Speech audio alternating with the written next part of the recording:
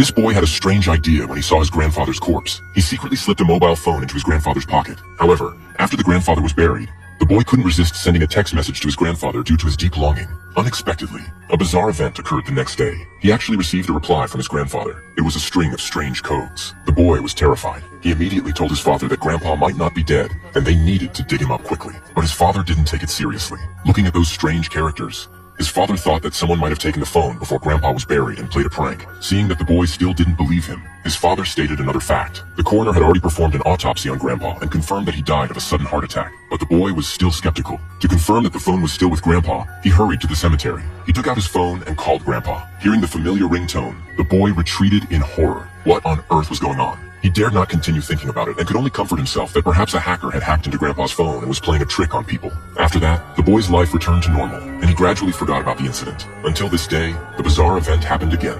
At the school dance, the boy danced with the campus belle, but who knew this would enrage the school bully? The bully grabbed him by the neck, took him outside, and beat him up without saying a word. Before leaving, the bully even twisted his limbs into a strange shape. Fortunately, the class teacher discovered him in time and saved him. The class teacher not only carefully helped him treat his wounds, but also expressed his willingness to testify and report the school bully for assault. However, the boy politely declined. After returning home, he didn't want to worry his father and could only pour out his grievances to his deceased grandfather over the phone.